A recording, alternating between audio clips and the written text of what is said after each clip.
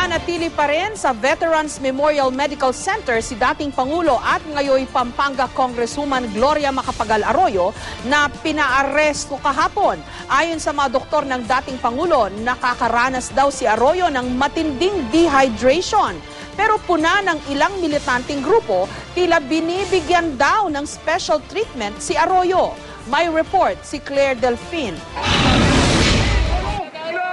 Patuloy ang protesta ng ilang grupo sa pananatili ni dating Pangulong Gloria Macapagal Arroyo sa Veterans Memorial Medical Center. Anila, tila binibigyan daw ng special treatment ng administrasyon si Arroyo. Sa inilabas na medical bulletin, patuloy raw na nakararanas ng dehydration ang dating Pangulo, gayon din ang panghihina ng katawan at pagmamanhid ng mga kamay. Kasi ngayon, very frequent ang choking niya.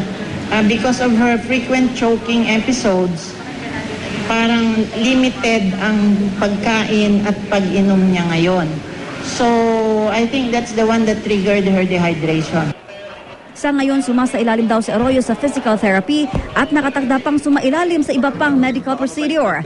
We ordered blood exams to determine kung meron siyang electrolyte imbalance. We requested for cervical x-ray and meron kaming plan to do an EMG with nerve conduction velocity. Yun ang mga plans namin para sa kanya. To determine the cause of the numbness.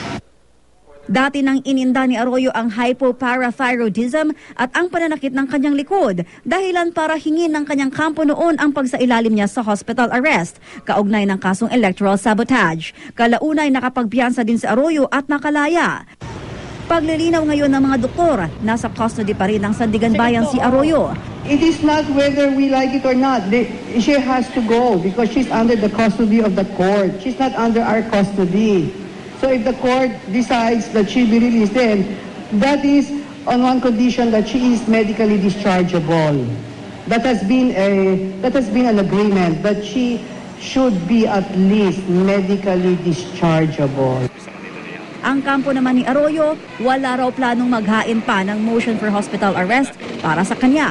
So pwede kaming maghain din ng petition for bail sa mismong Sandigan Bayan. Alam naman po natin na taon-taon ay nagkakaroon naman ng audit ng liquidation report, ng certification of the Commission on Audit ng mga pundong ito. Pinaaresto kahapon si Ginang Arroyo dahil sa kasong plunder, kaugnay ng di umano'y paglustay ng 366 million pesos intelligence fund ng PCSO. Bukod kay Arroyo, pinaaresto rin ang ilang dating opisyal ng PCSO, kabilang sina dating PCSO Chairman Manoling Morato at ex-General Manager Rosario Uriarte. Kahapon, nag-file na si Morato ng motion to dismiss kaugnay sa naturang plunder case, habang nag-file na rin ng motion to recall warrant of arrest si Uriarte.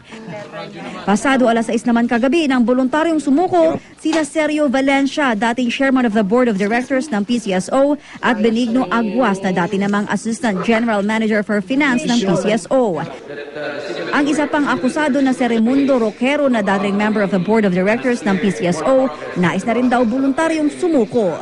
Claire Delfin, GMA News.